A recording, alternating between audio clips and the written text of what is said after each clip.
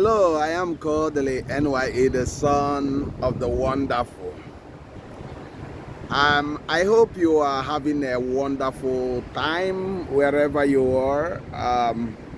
I do believe that you are enjoying what we are enjoying, and I hope that you are having a great time wherever you are. I know that I think the sun is affecting our this thing, but we are going to get to a place where we can actually do this vlog because it's very, very important. So what are we going to do today is basically we are going to do about you can remember the last time we had a vlog about Igbos leave Lagos now. And many people has been calling, and people has been commenting, and people has been saying a lot of things. I can see in many places where it has become chat for discussion. And today we are going to do the part 2 of this. Remember, in this channel we are entertaining, we are informative, educative, and innovative. And before we do, remember to like, remember to comment, remember to share, remember to subscribe, and share to all your friends so that this will go viral. It is very, very important on this discussion. You need to listen through this and have an open mind when we discuss this. This is the part 2 of Igbos should leave Lagos now.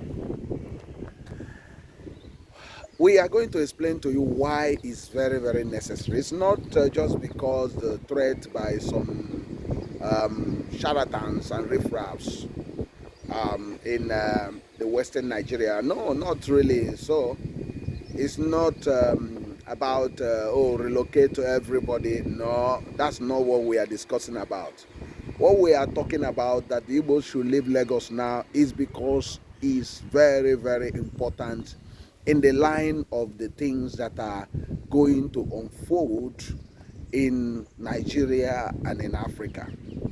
Because there is something that is going to unfold, and to make it very, very quick to happen, the Igbos need to leave Lagos now. That's why. So all these people making noise about Igbos leave Lagos, leave our land for us, actually because they don't see the future. If they see the future, they will not actually say that, because they are very blind and they don't understand the economics. Let me explain to you the simple thing you can understand and work with it, and also chew with it. Let me give you instance.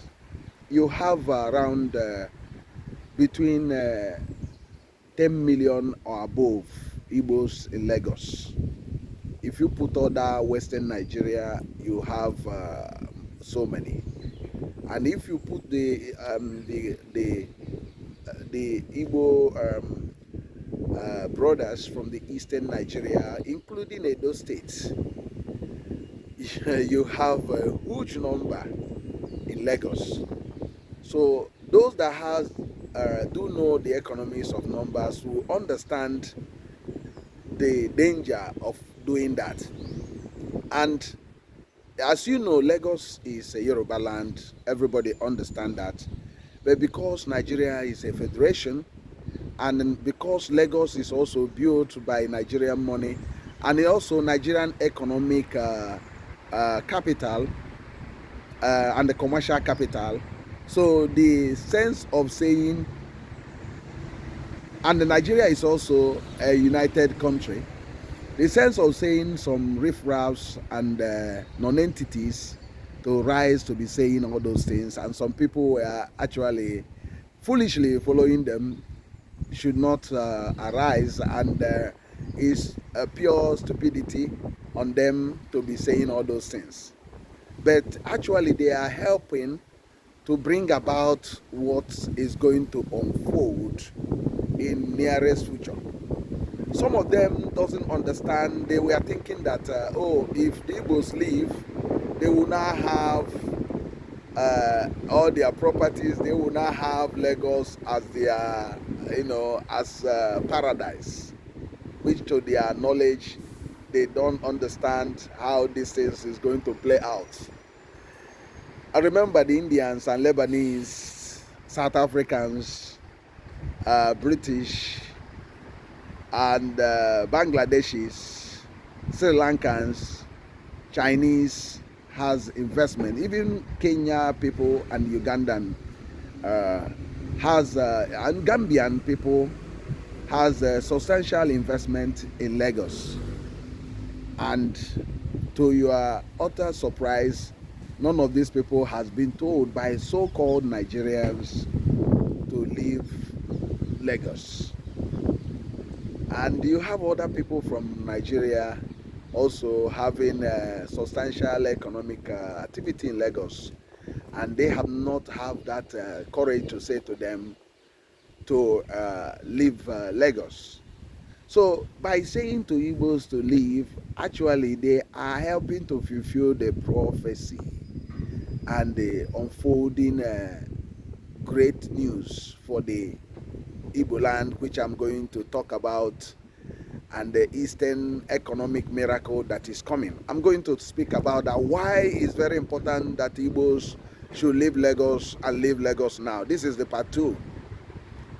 There is some people that know what is going to unfold, even some that are not spiritually strong, and some that are not even economic. This knows that Nigerian economy miracle is going to unfold in years to come, and is going to start from Edo State down to the Eastern Corridor. That's what is called the Eastern Economic Tiger that is coming, and it will encompass Benin down to Cross Rivers, and this will be a huge game changer. And that's where the whole economic activity and the population growth in Nigeria will happen. Not in Lagos, not in Western Nigeria. And for it to manifest, they reckon that within 10 years, these things will come to pass. I think it's 8 years now, because when this thing was being discussed, I think I've discussed this in this channel some time ago.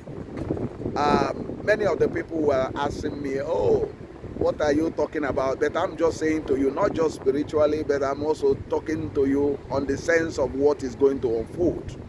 So for those people making this noise, they don't understand what an average Yoruba person or a person from the West is suffering, and they don't know what will hit them when this thing happens. Let me give you an example.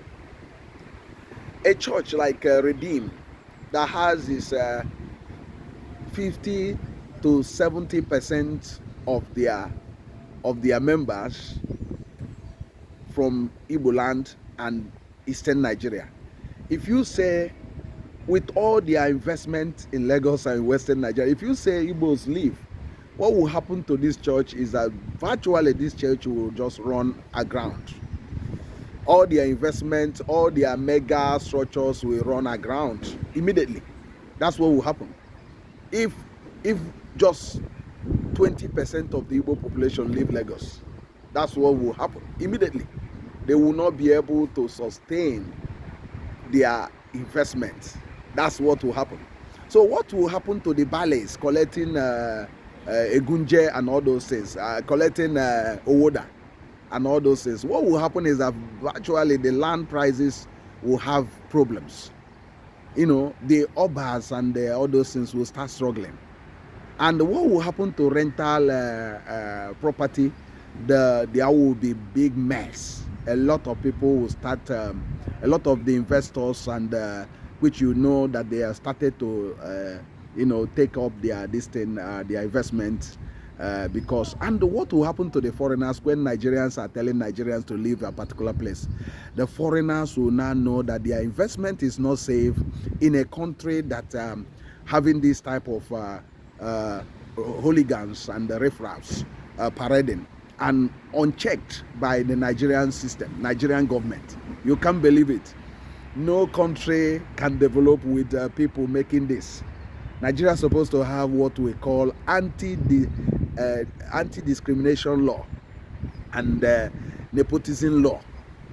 That's what they should have been implementing, but they won't, because remember, the politicians now in power use this divisive means to get into power, and they continuously, pushing the narrative of this, and that's why they are not even bothered, because they think that it will help them to sustain to their grabbing of power. But they don't know what will happen eventually, that all those castles they are building on sand will find itself collapsing. That's exactly, and it will collapse on them one by one, because when you are building on a pure sand, you have issues. But that's not what we are going to talk about. I've given you some instances of what will happen. But for the Igbos, they need to live and live now. And what I mean by living is not just carrying everything going. No, really. What they need to do is this. The Igbo population is huge, and the children involved in schools around Lagos is huge. It's in millions. So now what they need to do is this: to build massive schools in the east. I know some of them have started doing that, but they need to build massive schools and beginning to send their children to the eastern universities and schools.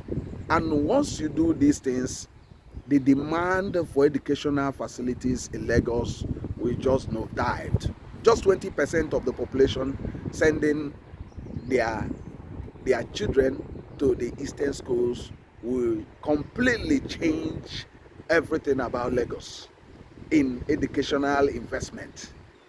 So that's one. So that's why we need to leave Lagos now. You see, I'm just talking about education. We need to leave Lagos now. The Igbos need to leave Lagos now. I'm going to continue on this discussion in the next, because we are going to have part 3 of this, that the Igbos need to leave Lagos now, part 2.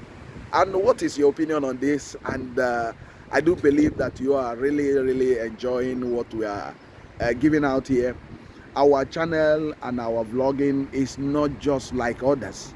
We bring in ideas which, if implemented, you see that it will make a lot of changes.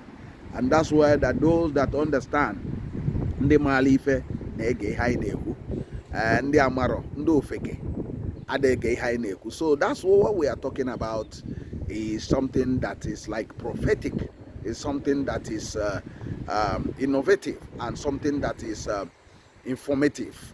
And thank you very much for joining us again, and thank you for always coming by to watch what we are doing. Remember to like, comment, remember to share, remember to subscribe. I am still Kodili-nye, the son of the wonderful. Thank you very much, and have a wonderful time wherever you are. Remember, the Igbos need to leave Lagos now. That's part 2 we just discussed. I am very glad that you are listening, and people are listening. See you in the next one. Bye.